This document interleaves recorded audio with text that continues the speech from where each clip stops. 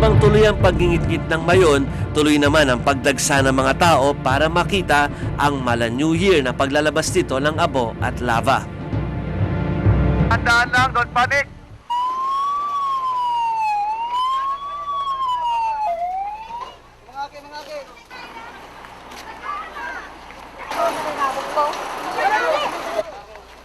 Habang tuloy ang hulaan kung kailan puputok ang mayon, tuloy din ang kalbaryo ng mga residenteng napilitang iwan ang kani-kanilang mga bahay, pananim, pati mga alagang hayop, makaiwas lang sa peligrong dala ng bulkan.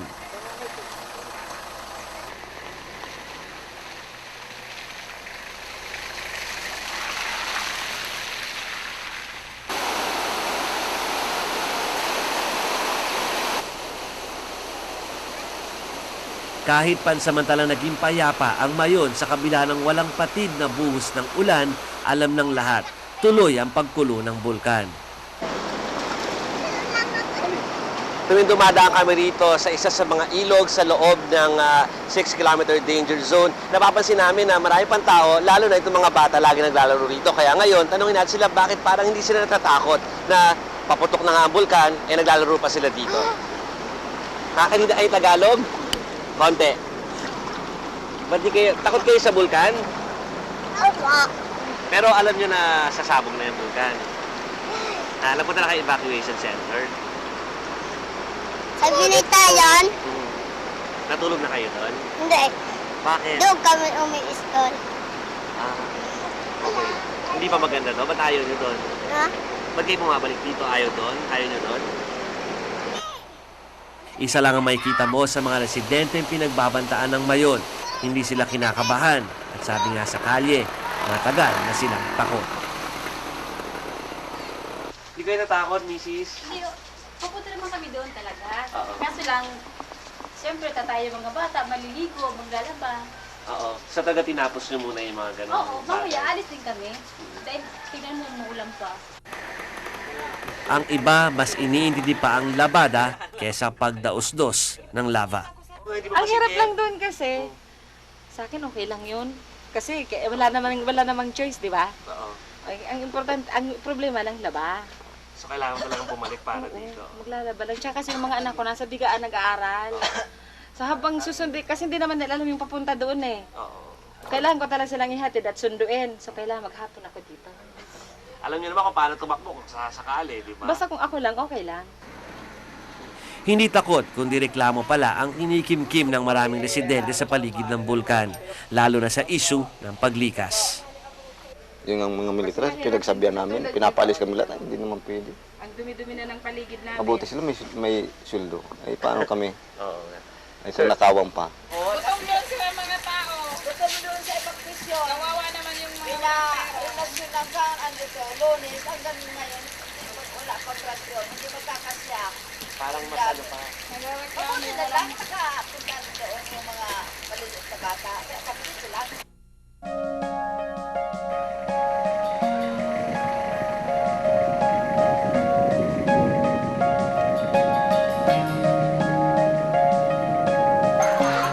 Ilan sa mga residente, mas pipiliin pa nga na sumugal na lang sa danger zone kesa mamuti ang mata sa mga evacuation center kung saan mas alanganin daw ang lagay nila. Ayon sa isang evacuee na nakausap ng frontlines, ang simpleng pagbibigay lang ng matutulugang banig inaabot pa ng siyam-siyam. Kailan na kayo nandito? Kailan pa kayo nandito? Matagal na po. Ngayon na nakuha yung banig. Ngayon lang po. Pero paano kayo tutulog dito kung ngayon nyo nakuha yan? Ngayon lang po ito binigay. Oh, pero paano kayo tutulog doon sa mga lugar ninyo? Dito lang po, ondyan sa likod. Mas gusto nyo ba na dapat nga noong panabigay yan? Umpo, dapat nung nagputok pa yung mayon, dapat parang may tulugan na kami. Eh paano yan? Ngayon pa lang. Pero okay na yan. Okay na rin, umpo. Okay, thank you. Salamat. Okay. Bye-bye.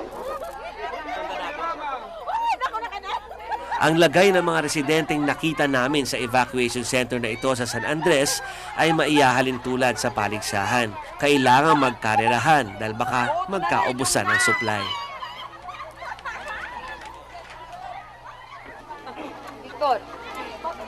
Original yan. Sinasabi nung volunteer na to mula sa isang NGO malamang na magbibigay sila ng relief goods at magbibigay pero limited kaya kailangan magbigay lang sila ng mga stop. So kailangan pumila ng mga tao. Tapos depende na kung meron pang susunod na batch kung mabibigyan pa yung iba na hindi makakuha ng ticket ngayong araw na to. Mukhang ganito yung buhay nila halos araw-araw dito sa relief center sa paligid ng bulkan.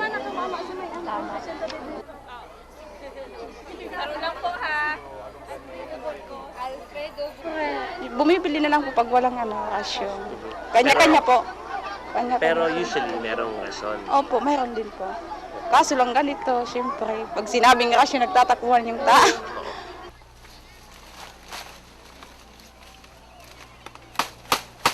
Tinatayang mahigit 8,000 pamilya na ang nasa 24 na mga evacuation center sa buong Albay. Dahilan kung bakit kulang na ang espasyo, kulang din ang rasyon ng pagkain. At ang supply ng tubig, kapos. Ang naging problema nga doon ay hindi ang pagsabog ng bulkan, kundi ang banta ng pagkalat ng matinding karamdaman.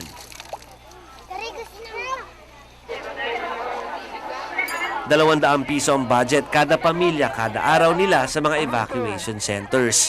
Hindi ilan ang nagsasabi, kulang na kulang ito.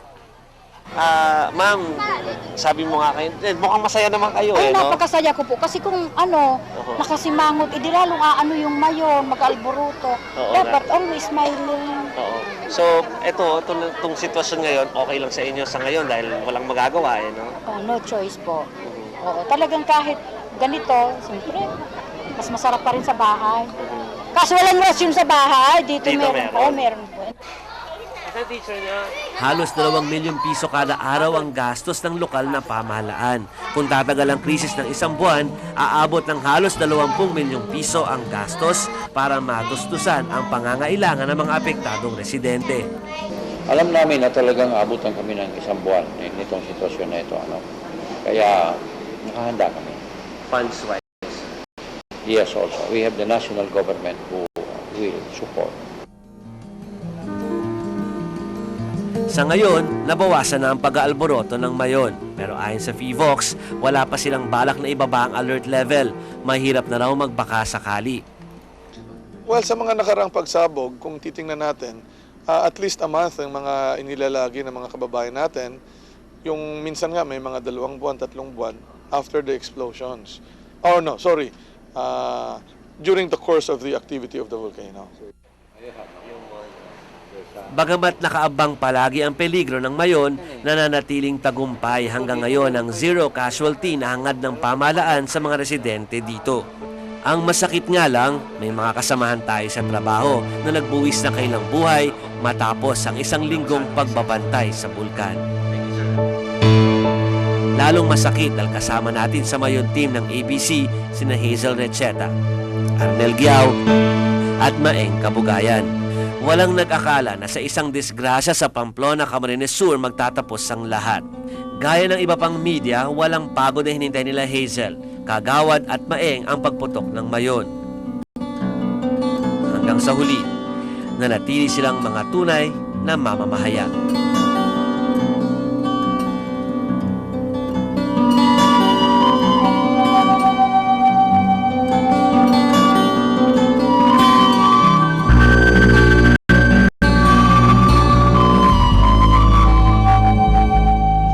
Sabi nga nila ay mahirap talagang tansyahin ang mga bulkang tulad ng Bulkang Mayon. At totoo rin ang kasabihan na tayo lang makapagsasabi sa ating sarili kung tayo ba'y nasa ligtas o hindi. Kaya mainam pa rin alamin ang mga eksperyensya dati, ang mga ibang paniniwala, pati na rin ang siyensya para maiwasan ang trahedya.